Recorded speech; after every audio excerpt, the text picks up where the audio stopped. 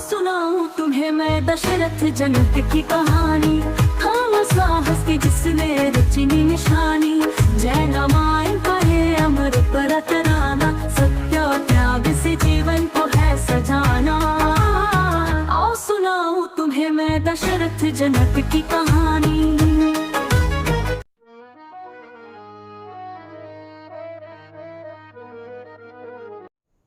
श्रमण संघीय महामंत्री पूज्य गुरुदेव श्री सौभाग्य मुनि जी महाराज साहब, युग पुरुष उपाधि भगवान श्री प्रवीण श्री जी महाराज साहब, माम जीवन निर्मात्री श्रमणी श्रावणी सदगुरुवर्या डॉक्टर श्री रवि रश्मि जी महाराज साहब के पावन चरण कमलों में वंदन नमस्कार करने के पश्चात उपस्थित भव्य आत्माओं, सुन रहे हैं आप जैन रामायण। जैन रामायण के अद्भुत प्रसंग, भगवान श्री राम चरित्र। जैन धर्म में भगवान राम सिद्ध परमात्मा है। उनका पावन स्मरण सिद्ध के स्वरूप में किया जाता है। रामायण अनेक भाषाओं में लिखी गई है। 300 प्रकार के रामायण के माध्यम से राम का चरित्र गाया गया है। श्री राम का चरित्र बहुत ही प्रसिद्ध, लोकप्रिय और महिमावंत रहा है। इसीलिए तो हर राज्य में, हर धर्म में रामायण जरूर है। और रामायण के पावन प्रसंग इतने प्रेरणादायी और अद्भुत है कि उससे व्यक्ति के जीवन को एक अलग ही संदेश, एक अलग ही प्रेरणा मिलती है। अनेक ऋषि मुनि हो गए हैं, अनेक परंपराएं हुई हैं, अनेक भाषाओं में जो रामायण है वो लिखी गई है। उसी प्रकार जैन रामायण भी लिखी गई है। जैन रामायण के अद्भुत प्रसंग बड़े ही प्रेरणादायी है। इसलिए जब भी आप रामायण, जैन रामायण सुनने लगे हैं तो अपने दिमाग को पूरी तरह से खुला रखें। अनेकांत दृष्टिकोण से आप इस रामायण को यदि सुनेंगे तो आपको बहुत सारा ज्ञान अर्जित होगा। यदि आप इस एकांत आग्रह में फंस गए, ऐसा नहीं, ऐसा ही था, ऐसा नहीं, ऐसा ही नहीं था, ऐसा था, तो आप बहुत सारे ज्ञान से वंचित रह सकते हैं। भगवान का चरित्र जो होता है वो सागर के समान अपार होता है। महापुरुषों का जो चरित्र होता है उनके इतने सागर से भी ज्यादा गुण होते हैं। और उन चरित्रों के बारे में अलग अलग धर्मों में अलग अलग जो कथाएं हैं वो लिखी जाती हैं। जरूरी नहीं कि एक ही जो रामायण है वो उनके सारे चरित्र को उतार सके, उनके सारे गुणों को उतार सके। अनेक जीवन के पहलू होते हैं, हर चरित्र के अनेक पहलू होते हैं और उन पहलुओं से उनके अनेक प्रसंग, अनेक बातें, अनेक जो गुण है वो हुआ करते हैं। और इसलिए आप खुले दिमाग से सोचें, पता करें, देखें कि और भी जो लोग हैं वो राम के बारे में क्या सोचते हैं, राम के चरित्र के बारे में क्या सोचते हैं, राम के बारे में क्या कहते हैं। ऐसा खुला दिमाग रख करके जब भी आप हर रामायण को सुनेंगे, वो किसी भी धर्म की है, किसी भी प्रदेश की, किसी भी भाषा की है, तो उसमें से आपको अद्भुत ज्ञान मिलेगा जो आपके जीवन को प्रेरणादायी बनाएगा, आपके जीवन को प्रेरणा के लिए आगे बढ़ाएगा। जरूरी नहीं जो आपने टीवी सीरियल में देख लिया उसमें सारा कुछ ही कहा गया है कि वैसा ही सब जगह होगा। और भी बहुत सारी बातें जिसमें नहीं बताई गई हैं, जो नहीं कही गई हैं। ऐसे बहुत सारे राम के चरित्र हैं, राम के गुण हैं, उनके पात्रों के गुण हैं। ऐसी बहुत सारी उनके साथ जुड़ी हुई अलग अलग कथाएं हैं जिसमें नहीं कही गई है। और जब आप दिमाग को खुला रख करके सुनेंगे तो आपको बहुत सारा ज्ञान उससे मिलेगा। सुन रहे हैं आप, और उसी प्रसंग में अब हम चलते हैं अयोध्या की तरफ। अयोध्या में सूर्यवंशी राजाओं की राज परंपरा चल रही थी, सुशासन चल रहा था। भगवान ऋषभ देव जो जैन धर्म के पहले तीर्थंकर है, उनका वंश इक्ष्वाकु वंश रहा। उनके वंश में राजा उनके पुत्र भरत हुए, जिनके नाम पर भारत देश का नाम पड़ा। और उनके पुत्र आगे चल करके परंपराओं में अर्क कीर्ति सूर्य नाम के पुत्र होते हैं। उनके नाम पर और ये वंश सूर्य वंश चला। जब भी इस परंपरा में कोई प्रतापी पुरुष पैदा होता है, जब भी किसी परंपरा में कोई पराक्रमी पुरुष पैदा होता है, कोई तेजस्वी पुरुष पैदा होता है, तो उसके नाम पर वंश चल पड़ता है। और वे एक ऐसे अर्ककीर्ति जो राजा थे, इतने प्रतापी, इतने पराक्रमी थे कि उनके पराक्रम की ध्वजा फहरी और उनके नाम पर वहां से सूर्य वंश चला। भगवान बाहुबली के दूसरे पुत्र जो थे, उनके एक पुत्र हुए सोमयश, उनके नाम पर चंद्रवंशी वंश चला। बाकी वंश आपने विद्याधर वंशों में राक्षस वंश, वानर वंश कैसे निकला वो आपने सुन ही लिया था। अब बात चल रही है हमारी सूर्य वंश की। तो उस सूर्य वंश में अनेक राजा हुए, बहुत सारे मोक्ष गए और बहुत सारे स्वर्ग में पहुंचे। उसी परंपरा में चलते चलते रघु नाम के एक महान तेजस्वी, महान प्रतापी राजा हुए। उनके कारण ही, उनके नाम पर ही रघुवंश चल पड़ा। रघुवंश रघु नाम के राजा से चला। उस रघु राजा के पुत्र थे अनरण्य, वह भी बड़े पराक्रमी थे। जो भी कोई अशरणार्थी होता था, उसको शरण देने के कारण वह अनरण्य नाम को सार्थक करते थे। उस अनरण्य राजा के दो पुत्र थे, एक था अनंतरथ और दूसरा था दशरथ। अनरण्य जो राजा थे, उनका एक मित्र था सहस्र अश्विनी। वो सहस्र अंशु जो राजा थे, उनके साथ उनकी बड़ी गहरी मित्रता थी। और आपने सुना, जब रावण दिग्विजय के लिए चला था, उसने उस राजा को पराजित जब किया तो उस राजा ने सहस्रांश से दीक्षा ले ली थी। और इधर जब अनरण्य राजा को पता चला कि उसके मित्र ने दीक्षा ले ली, तो उनके भीतर भी वैराग्य की लहरें प्रस्फुटित होने लगी।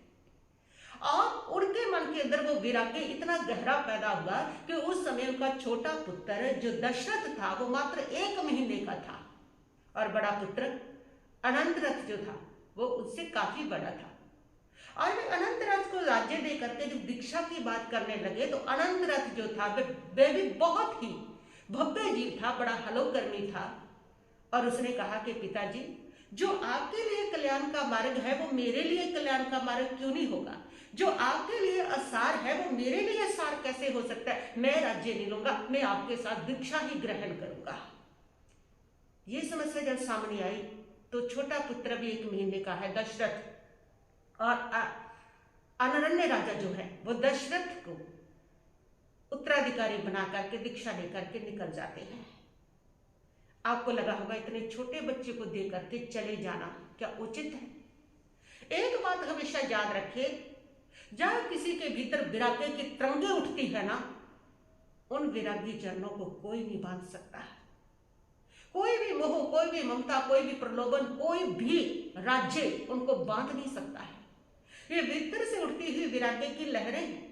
ये वो भीतर एक सत्य को पकड़ने का दृष्टिकोण आ जाता है, एक ऐसा दृष्टिकोण आ जाता है जिससे वो सत्य को समझ लेता है कि मैं किसी का ना करता हूं, ना पालनहार हूं, ना मैं धरता हूं, सब अपने भाग्य से पाते हैं, अपने पुण्य से पाते हैं, सबको अपने पुण्य से मिलता है। इसलिए ऐसे लोग आपको बहुत मिल जाएंगे कि जिनके माता पिता ने अपने बच्चों के ऊपर अनथक मेहनत की उनको कुछ बनाने की, लेकिन वो बच्चे विषयों में फंस करके, नशों में फंस करके बर्बाद हो गए, कुछ नहीं बन सके। और ऐसे बच्चे भी मेरे को ध्यान में है, मैंने भी देखे हैं, जिनके माता पिता उनको छोटी सी उम्र में, 2-3 साल की उम्र में छोड़ करके मर गए, दोनों ही चले गए, तो भी वो महान निकले। आचार्य श्री आत्माराम जी महाराज जब 11 वर्ष के थे ना, तब उनके माता पिता, दादा दादी सब चले गए थे और वो इतने बड़े आचार्य सम्राट बने, महान निकले। तो व्यक्ति का जो पुण्य होता है वो उसके साथ चलता है, वो ही उसका पालनहार है, वो ही उसका रक्षक है, उसी के बल पर उसने आगे बढ़ना है। इसलिए बाकी सब तो निमित्त होते हैं, और जब आपका पुण्य मजबूत है तो निमित्त आपको वैसे बनते चले जाते हैं। लेकिन हर कोई सत्य को नहीं समझता। हर व्यक्ति इस दृष्टिकोण के साथ जीता है कि मैं ही पालन करता हूं, मैं ही पालनहार हूं, मैंने अगर छोड़ दिया तो मेरे घर वाले दाने दाने को तरस जाएंगे, सब मर जाएंगे, सब रुल जाएंगे, सब कुछ बिखर जाएगा, बस मैं ही हूं। ये एक भ्रम है, ये एक मिथ्या भ्रम है व्यक्ति के पास, जिसके साथ वो जीता है और जी करके मकड़ी के जाले के समान समूह माया में उलझता चला जाता है, जबकि ये सत्य है नहीं है। सत्य यही है कि हर व्यक्ति अपने भाग्य के अनुसार जीता है। यदि इस प्रकार किसी के बिना दुनिया थम जाती तो ये सारा संसार रुका होता। कितने लोग हैं इसमें जो व्यक्ति के घर के प्रमुख थे, पालनहार थे, कमाई करने वाले थे, वो चले गए और उसके बाद भी उनका परिवार भी चल रहा है, दुनिया भी चल रही है, सब चल रही है और आगे से आगे जो रास्ता है वो बनता चला जा रहा है। ये संसार का नियम है। लेकिन जो इस दृष्टिकोण को समझ लेता है उसके अंदर फिर कोई चिंता व्याप्त नहीं होती, वो सब जान लेता है सत्य को। और जिस समय ये वैराग्य की लहरें भीतर उठती है ना, उस समय उसको कोई बांध नहीं सकता। ऐसे वैरागी जनों का आपने देखा होगा, कोई राज्य का प्रलोभन, किसी भी प्रकार का लोभ, किसी भी प्रकार का भौतिक आकर्षण उनको बांध नहीं सकता। ये वैराग्य की लहरें ऐसी उठ होती है, ये हर किसी के भीतर नहीं उठती। अनंत जन्मों के बाद, रुलने के बाद, साधना करते करते ये आत्मा इतनी शुद्ध होती है, इतनी शुद्ध होती है, तब वो इस सत्य को जानती है कि संसार असार है, ये संसार अपना नहीं है, इसमें कुछ अपना नहीं है। और तब उसको पता चलता है मेरी आत्मा का स्वरूप, उसका स्वभाव, उसमें जो रमन करना है, तलीन होना है, वही सब मेरा अपना है। और तब उसके भीतर ये वैराग्य की लहरें उठती हैं। जब उसकी ये सत्य दृष्टिकोण होता है, जब उसकी सही आंखें खुलती है, तब उसको पहचान होती है जिन सबको अपना मान रहा हूं, जिन सबको सुख के साधन मान रहा हूं, वो सारे दुख रूप है और जो मेरा सुख का साधन है वो मेरा आत्म घर है। तब उसको पता चलता है। और ये हलुकर्मी आत्मा होते हैं जिनके कर्म हल्के हो चुके होते हैं, जिनकी आत्मा शुद्धि की अवस्था में पहुंच चुकी होती है, तब उनको पता चलता है कि वो सुख जो है, वो सुख ऐसा सुख है, अव्याभास सुख है, जिसमें फिर दुख आता ही नहीं है। और बिल्कुल वैसा उसके लिए होता है जिसने अमृत को चख लिया, उसके लिए बाहर के सारे जो मिथ्यास है वो उसको उतनी नहीं लगती जितनी उसने सच्चे अमृत को चख लिया। तो वो अमृत रस को जो चख लेता है, उसके बाद वो संसार के मिथ्या भौतिक आकर्षण में बंध नहीं पाता, उसको कोई रोक नहीं पाता। और उसके भीतर ये दृष्टिकोण, सत्य दृष्टिकोण आ जाता है। वो सत्य को समझ लेता है कि सबने अपने भाग्य से चलना है। और यही हुआ अनंत रथ राजा के साथ। इसलिए ये सब कोई जो महापुरुष होते हैं, ये कोई भगौड़े नहीं होते, ये कायर नहीं होते। ये लोगों की भाषा में, ये व्यवहार में लोगों को लगता है कि ये भगौड़े है, ये कायर है, ऐसा कर दिया, वैसा कर दिया। आप देखिए कि वही दशरथ राजा कितने प्रतापी, कितने पराक्रमी निकलते हैं। और पिता अनंत रथ 1 महीने के दशरथ को उत्तराधिकारी बना करके, पिता अनरण्य 1 महीने के दशरथ को उत्तराधिकारी बना करके बड़े पुत्र अनंत रथ के साथ दीक्षा ले लेते हैं, विचरण करते हैं, साधना करते हैं। और अनरण्य राजा शीघ्र ही केवल ज्ञान को पा करके मोक्ष पधार जाते हैं। और अनंत रथ राजा परीक्षाओं को सहते हुए, संयम का पालन करते हुए धरती पर विचरण कर रहे हैं। और इधर दशरथ जो है वो बड़े हो रहे हैं।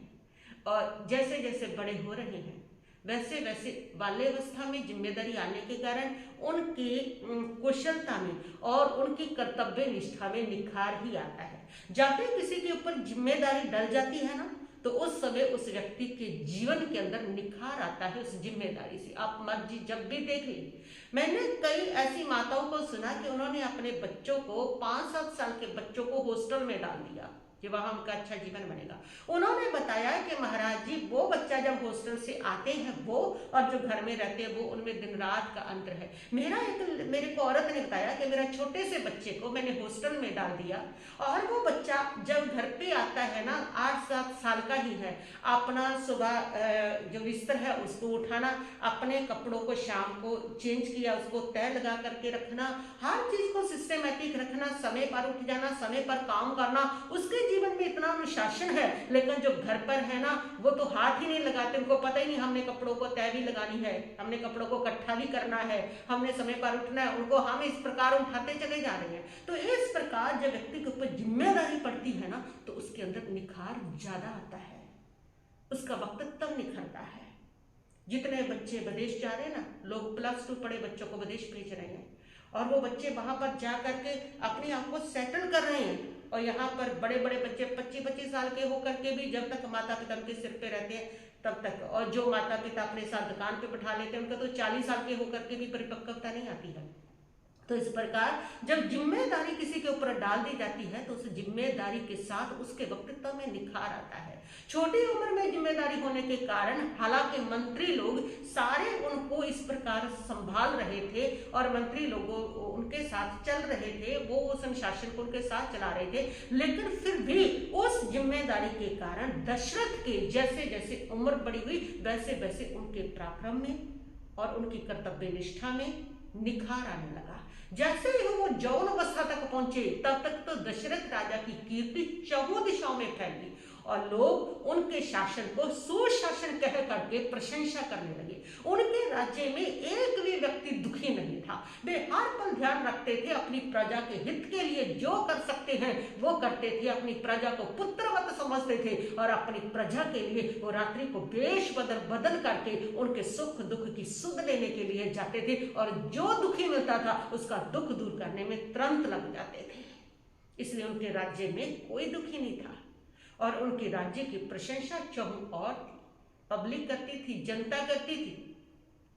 और जनता जब उनके राज्य की प्रशंसा करती थी तो वो सारी प्रशंसा दूर दूर तक फैल रही थी। इस प्रकार उनका सुशासन चल रहा था राजा दशरथ का।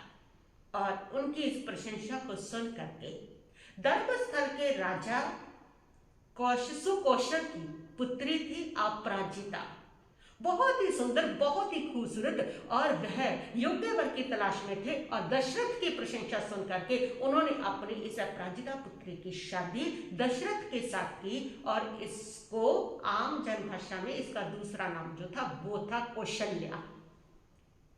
कौशल्या बहुत ही धार्मिक, बहुत ही सुशील, जितनी सुंदर थी उससे अधिक उसके जीवन में गुण थे। मीठा बोलना, मधुर बोलना, विनम्र स्वभाव, और राजा दशरथ उसके साथ बहुत प्रसन्न थे। दूसरे बसंत संकुल जो नगर है उसका राजे की बेटी के साथ दशरथ की दूसरी शादी होती है। दूसरी रानी का नाम है सौमित्रा और तीसरी रानी का नाम सुप्रभा है। जैन धर्म के अंदर दशरथ की 4 शादियां हुई है और सामान्य तुलसीकृत वाल्मीकि जी कहते हैं कि उनकी 3 शादियां हुई है और जैन धर्म में 4 शादियां दशरथ की मानी गई है। तो 3 शादियां उनकी ये होती हैं और दशरथ जो है इन तीनों के साथ अपने जीवन को व्यतीत कर रहे हैं, सुखों का उपभोग कर रहे हैं। चौथी शादी कब और कैसे होती है वो आगे आएगी। तो 3 रानियां इस समय उनके साथ हैं और 3 रानियों के साथ वह अपने राज्य को, अयोध्या के राज्य को पूरी तरह से सुशासन में बदलने में लगे हुए हैं। एक दिन राजा दशरथ राजसभा में बैठे हुए थे, सारे सभा लोगों के साथ उनकी चर्चा चल रही थी। लोग गुणगान कर रहे थे, बड़े प्रसन्न थे, अपने राजा को देख करके झूम झूम करके जा रहे थे। और तभी दशरथ ने देखा कि आकाश मार्ग से होते हुए देव ऋषि नारद पधार रहे हैं और राजा दशरथ खड़े होंगे। उनको देख करके सारी प्रजा उनके स्वागत के लिए खड़ी होगी। नारद ऋषि जैसे धरा पर उतरे तो उन्होंने हाथ जोड़ करके उनको नमस्कार किया और राजा दशरथ ने उनको बैठने के लिए आसन दिया। सारी प्रजा ने भी नमस्कार किया। जैसा राजा होता है वैसी प्रजा होती है, इसीलिए ये कहावत बड़ी मशहूर है, जथा राजा तथा प्रजा। यदि राजा धार्मिक है तो प्रजा निश्चित धार्मिक होगी, यदि राजा नैतिक है तो प्रजा निश्चित नैतिक होगी, यदि राजा अनैतिक है तो प्रजा भी नैतिक होगी। साफ जैसा राजा है उसका प्रभाव प्रजा के ऊपर पड़ता है। प्रजा हमेशा जो होती है वो राजा का अनुसरण करती है। जिन देशों के राजा धार्मिक है उनकी प्रजा भी धार्मिक है और जिन देशों के राजा धार्मिक नहीं, आध्यात्मिक नहीं है, उनकी प्रजा भी आध्यात्मिक नहीं है। जथा राजा तथा प्रजा हुआ करती है। इसलिए राजा का श्रेष्ठ होना, उत्तम होना, नैतिक होना बहुत जरूरी होता है ताकि उनका अनुगमन करती हुई जो प्रजा है वो भी वैसा ही करे, क्योंकि प्रजा हमेशा राजा के अनुसार चलती है। तो अध्यात्मवादी थे दशरथ, इसलिए आध्यात्मिक थी उनकी प्रजा। दशरथ भी साधु संतों का सम्मान करते थे, उनकी प्रजा भी साधु संतों का सम्मान करती थी और सम्मान के साथ देव ऋषि नारद को बैठाया और नारद से दशरथ ने पूछा कि देव ऋषि कहाँ से आ रहे हो? नारद ने कहा कि राजन घुमक्कड़ हूं, घूमता रहता हूं, कभी कहीं कभी कहीं। ये जो नारद होते हैं जैन धर्म के अनुसार ये श्रावक होते हैं, 12 अनुव्रतधारी होते हैं, त्यागी होते हैं, ब्रह्मचारी होते हैं, सन्यासी होते हैं। लेकिन एक इनका स्वभाव होता है कि इनके बात नहीं पचती। ये इधर की बात उधर, उधर की बात उधर करके लोगों को लड़वा देते हैं, आपस में झगड़े करा देते थे, राजाओं के बीच में युद्ध करा देते थे। इसीलिए आज भी लोग कह देते हैं, अगर दो जनों की कोई बात इधर की उधर करते हैं तो लोग आज भी यही कहते हैं कि नारद मुनि है। तो ये उनके स्वभाव एक होता था कि उनको लोगों को लड़ाने में आनंद आता था। वो एक दूसरे की इधर की उधर बात करके झगड़ा करा के उनको बड़ा रस आता था उसमें। तो ये उनका एक स्वभाव होता था। तो नारद से पूछा कि आप कहाँ से आ रहे हो दशरथ ने? उसने कहा कि मैं तो घूमता रहता हूँ। कहाँ घूम के आए? नारद ने बताया कि महाबदे क्षेत्र में गया था और वहां सुंदर स्वामी जी का महाअभिनिष्क्रमण दीक्षा महोत्सव चल रहा था। उसमें सुर असुर सब पहुंचे हुए थे, तो मैं भी उस महोत्सव को देख करके आया हूँ, उस भगवान की परमात्मा की वंदना करके आया हूँ। राजा दशरथ ने भी सिर झुकाया और कहा, धन्य हो नारद, धन्य हो तुम। परमात्मा सुंदर स्वामी की तुम वंदना करके आए, उनके दीक्षा महोत्सव में महाअभिनिष्क्रमण में तुम सम्मिलित होकर के आए। तुम्हारा भाग्य तो बहुत ऊंचा है, तुम्हारा क्या कहना है? मुनीश्वर स्वामी जी के तीर्थ के समय में सुंदर स्वामी भगवान ने दीक्षा ली थी। उस समय वह महाअभिनिष्क्रमण महोत्सव उनका उस काल में हुआ था। तो उन्होंने बताया, वहां से घूमता घूमता फिर मैं लंका पहुंचा। अच्छा, लंका जाकर गए हो? दशरथ ने पूछा, क्या हाल है लंकापति के? नारद ने कहा, अच्छे हैं, सभा में चिंतामगन बैठा है। दशरथ ने कहा, चिंतामगन? अर्धचक्री को किसकी चिंता लग गई? नारद ने कहा, राजन, चिंता किसको नहीं सताती, सबके साथ चिंता लगी हुई।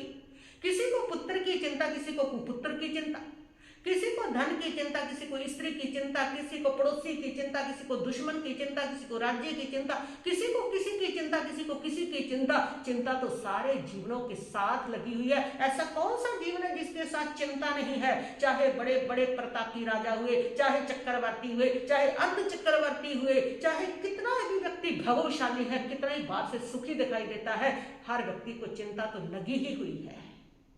अच्छा, पर चिंता कौन सी लगी ऐसी? तुम तो बात को घुमा रहे हो नारद ऋषि, बताइए तो इसी कौन सी चिंता में बैठे, कौन सी चिंता लगी है उनको? अर्धचक्री है, अर्धभाटक क्षेत्र के वो शासक है, अनेक राजा उनके अधीन है, वैभवशाली है, सोने की लंका है, अभी भी चिंता है उनको। किसकी चिंता? महाराज, बहुत गहरी चिंता लगी है उनको। तो बताओ तो सही कौन सी चिंता लगी है?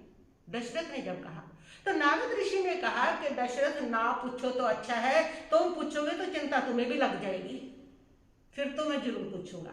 ऐसी कौन सी बात है जिसे सुन के मुझे भी चिंता लग जाएगी? बात है, बहुत गहरी बात है, बात चिंता वाली है। तुम चिंता से बच नहीं सकोगे, ना पूछो तो अच्छा है, नहीं फिर तो मैं जरूर पूछूंगा, मुझे पूछना ही पड़ेगा। आप बताओ बात क्या है? दशरथ ने जब कहा तो नारद ऋषि ने कहा, यही तो है। पहले तो लोग पीछे पढ़ पढ़ के मुझसे बात पूछ लेते हैं, फिर मुझे बदनाम कर देते हैं। नारद की आदत है, इधर की उधर लगा दी, उधर की इधर लगा दी, झगड़े करवा दिए। बदनाम मैं होता हूँ और पूछते जबरदस्ती तुम हो। अब मैं करूं तो क्या करूं? झूठ में बोल नहीं सकता, मैं सन्यासी हूं, त्यागी हूं, और सत्य कहे बिना रह नहीं सकता। दशरथ ने कहा, कौन कहता आप झूठ बोला, सत्य ही बोलो ना, बताओ तो सही क्या बात है, मुझे बताना ही पड़ेगा। नारद ने कहा, तो सुनो, बात ऐसी है कि सभा में बैठे हुए थे रावण, सारी सभा लगी हुई थी, मैं भी उस सभा में पहुंचा था। जब मैं पहुंचा तो वहां पर एक ज्योतिषी आया, और वह जोशी उनका राज जोशी है, जिसकी भविष्यवाणी कभी भी झूठी नहीं हुई आज तक। और उस जोशी को रावण ने अपना भविष्य पूछा, रावण ने अपना भविष्य जानना चाहा। कोई व्यक्ति कितना भी ऊंचा, कितना भी बड़ा, कितने भी बड़े पद पर पहुंचे, तो भी उसको अपने भविष्य जानने की जिज्ञासा बनी ही रहती है। और रावण ने उससे पूछा कि मेरे को यह बता जोशी कि मेरी जो मृत्यु है वो अपने आप होगी या किसी के द्वारा होगी? कैसी मृत्यु होगी मेरी?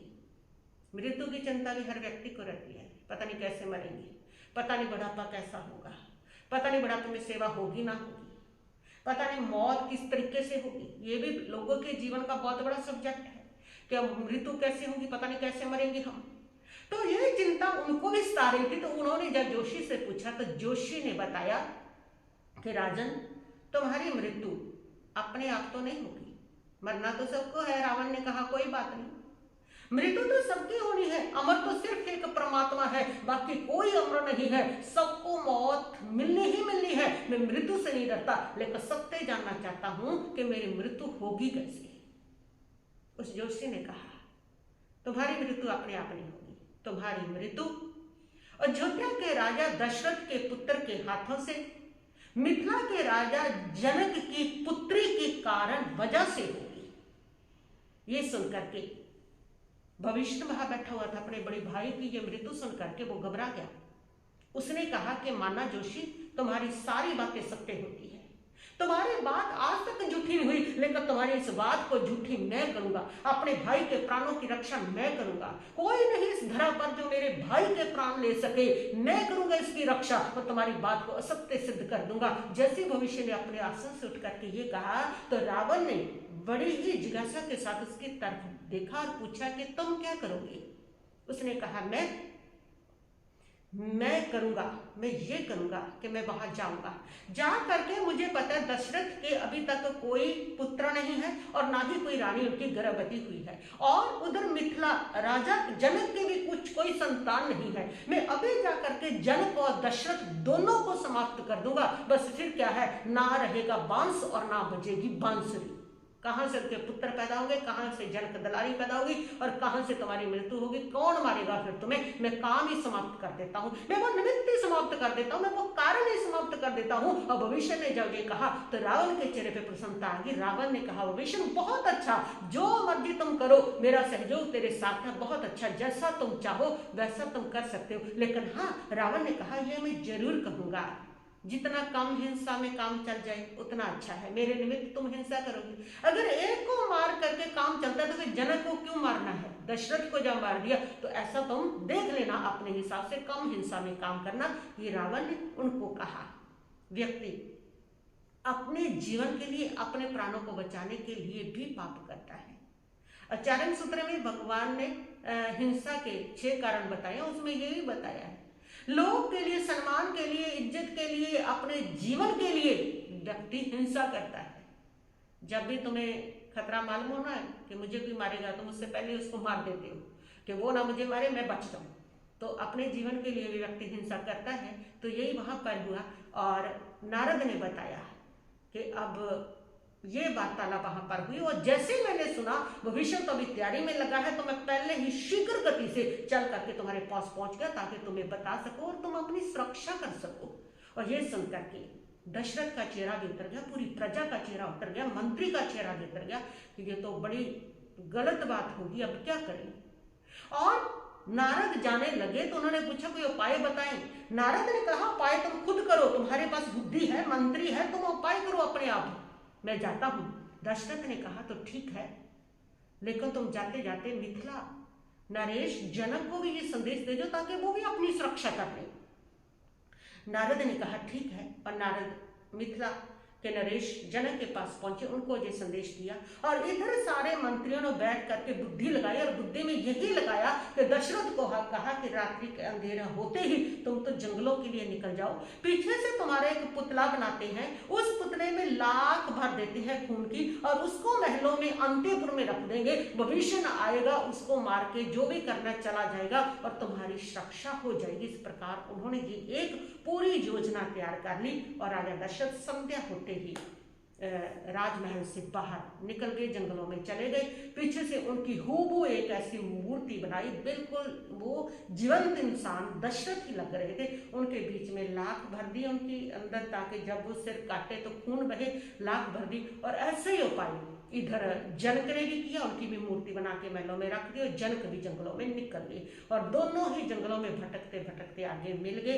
दोनों में मैत्री होगी, समान धर्मी में मित्रता हो जाती है, समान दुखी हो, समान विपत्ति वाला हो, समान धर्म वाला हो तो उसमें मित्रता हो जाती है।